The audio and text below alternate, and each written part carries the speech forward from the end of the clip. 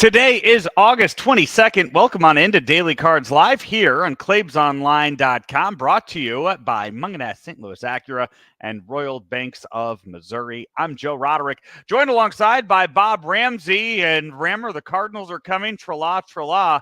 A 10-6 win last night in extra innings. Nolan Arenado with the walk-off grand slam, and the Cardinals had to fight for that victory.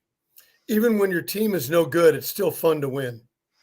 It is, and it's fun to win in front of an announced 29,000 fans last night. They were not, there were nowhere close to that. Wouldn't be surprised. There were 9,000 fans out there at Busch Stadium, especially at the end of the game. But in the manner that they won, just all around, it's those type of games that you, again, I'll be the optimist here. It's the ones that you hope put them back into a better mindset and spark them to go on a run here as the season dwindles down. Okay. As you know, hope is not a plan. It is nice to see some guys draw some walks and put the ball in play. You'd like to see more of that. Keep the pressure on. I would like to see, as I've said many, many times on this show, I'd like to see the Cardinals push the running game more consistently. Of course, part of that is you got to get on base and you don't want to be too far behind. So there are a lot of factors that go into it, but drawing walks and getting on base is good.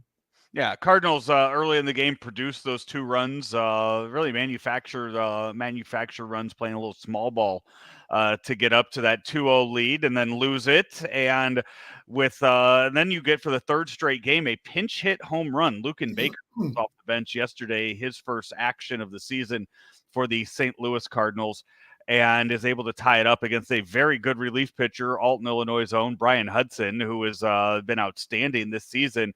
They go with the lefty-righty matchup, and he's able to deliver. But as you mentioned, yeah, walks were key.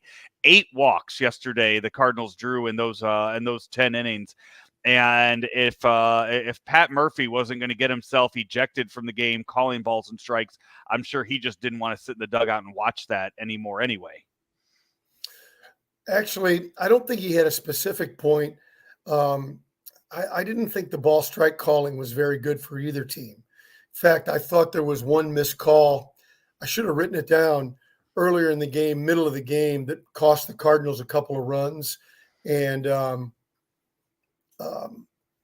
so, yeah, I thought it was I don't even know if it was inconsistent, but it seemed like there were a half a dozen critical missed calls for both teams. Oh, well, then you say it's even.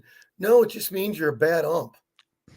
Yeah, as I'm going through here, quickly looking, I don't know, Rimmer, if you follow the account on Twitter, Ump Scorecards, where I'm aware of it, but I don't follow it. Yeah, so last night in the game, they and it's only for the home plate umpire. Last night, home plate umpire Brian Walsh for the game, it is listed. His called strike accuracy was at 93%. Ball accuracy was at 98% for the game.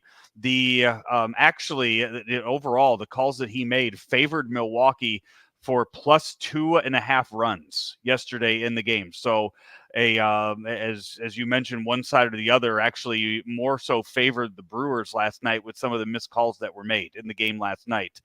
The most impactful calls that were made, actually, the number 3-1, bottom of the fourth inning, the call to Tommy Pham. It was a 0-0 count, strike called a ball to start that. Top of the eighth, Kittredge.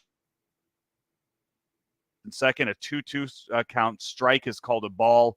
And then bottom of the ninth, Williams to Goldschmidt, 1 out, bases loaded, a 3-2 count, ball is called a strike. So in those cases there, some very impactful calls when you look at a few of the number 1 and number 2 on those situations. Yeah, I wouldn't have brought it up at all except for the ejection. I think there were some inconsistencies on some missed big moment calls. Volume and percentages, I'm not sure where his percentages last night rank?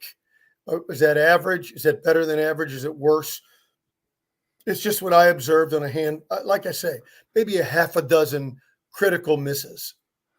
The Cardinals look to go for the series win today as they once again take on the Brewers, and the Cardinals look to inch closer to that 500 mark. It's Miles Mikolas against Freddie Peralta today for the game. Cardinal lineup looks like this: Mason Wynn is at short, Alec Burleson is at first, Wilson Contreras catching, Brendan Donovan at second, Nolan Arenado at third, Lars Nootbaar in right, Matt Carpenter DHing, Tommy Pham in left, and Victor Scott II is in center field. For Freddie Peralta and the Brewers, Bryce Terang is at second, Jackson Chourio is in left, William Contreras is DHing, Garrett Mitchell is in center field, Willie Adames at short, Riz Hoskins at first, Sal Frelick in right, Gary Sanchez catching, and Joey Ortiz is at third base. So Cardinals giving Paul Goldschmidt the day off, but Rammer, no Luken Baker in his place. Well, they're committed to platooning, so it's understandable. I don't mind the lineup, as I've been saying for, it's been 2 months now, I guess. I think Donovan and Burleson should be flip-flop.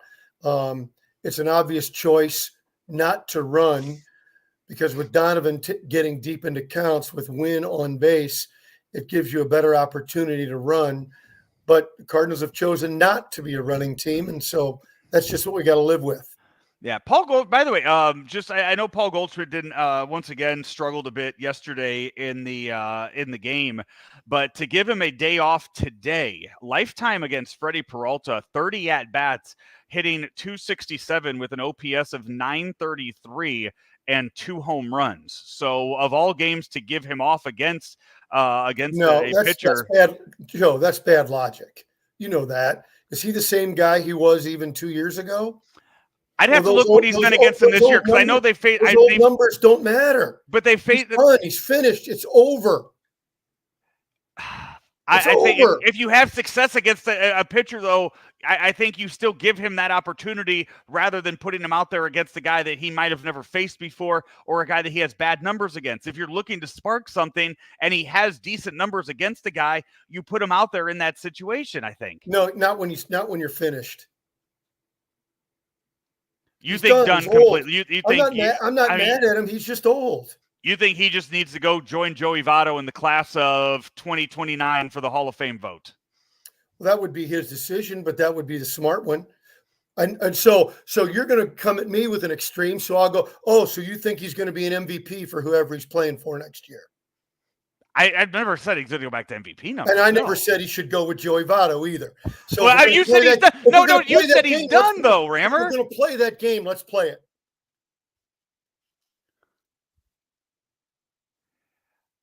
I think I lost it. So you said he's done. So I mean, when I hear you say he's done, I think that means you say he should retire. Well, unless you want to keep playing as a 229 hitter. Okay, then if you're saying he should retire, then yeah, Joey Votto retired yesterday. And you can be a 229 hitter forever, yeah, but he's not the same player he was even a season and a half ago. He's not the same guy. He's not a run producer anymore. He's a good guy, a great teammate, a good person. He's had a marvelous career. But none of those things, if we use that to cloud the reality of what's right in front of us, then we're just not doing our job. And you know what? And then those decisions, some bigger decisions need to be made the final few weeks of the season. If you think that regardless, then if you think that you're a contender or if you think you're moving on and looking ahead to next year, then you need more Luken Baker and Alec Burleson at first base as the season winds down. Yeah, we've been talking about that for a while. You and I agree 100% on that. Yeah, you need to figure out who that first baseman is next year. And if you're done with the Jordan Walker experiment for this year and Luken Baker is up on the big league club for the rest of the year, then Jordan Walker, you need to start working him in some reps at first base over down in Memphis. Well, Baker's a first baseman. So you're going to have both guys competing for a job. I don't know. First of all, I don't know what their plan is. If you decided you wanted Baker to be a full-time DH and Walker to play first, that could be a reasonable plan. I think Walker's got too good of an arm to be a first baseman. But maybe I think you got to look at who your first baseman choices would be for next year between Baker, Burleson, Walker. We're probably leaving somebody else out that we're not thinking of, and try and make a decision. Who makes your team better there? I hadn't really given that any thought, but we can try and break it down and talk about it tomorrow. By the way, I mentioned Memphis. So yesterday, Cardinals walk it off in the bottom of the 10th inning with the grand slam by Nolan Arenado. That was not the only walk-off yesterday in the Cardinal organization. In fact, it wasn't by a long shot. Not only did the Cardinals and Nolan Arenado walk it off, down in Memphis, Alfonso Rivas III hit a sacrifice fly to walk it off for the Memphis Redbirds. Springfield Cardinals, Noah Medlinger, had a single to walk it off. And in Peoria, Darlin Moketti had a 2-run home run to walk it off. So the top 4 minor league, or I guess teams in the Cardinals organization at Major League, AAA, AA, and High A ball all had walk-off victories last night in their games. Yeah, that's a lot of fun. It's a lot of fun for a season that has been down, because those kind of things, that organizational feeling starts at the top, but to get some positivity up and down through the organization, that's a good thing. I can't imagine, Raymer, that has ever happened before. Just the odds of having 4 walk-offs like that, having all 4 teams be home to be able to walk it off too. The odds of that is, and the chances of that is probably crazy as well. Could you have gotten somebody to give you that kind of a parlay? Could you have gotten a betting service to put that have to be what, 10,000 to 1? Oh God, more than that. And if you are finding somebody that is giving you odds on Class A walk-offs, 1-800-BETS-OFF.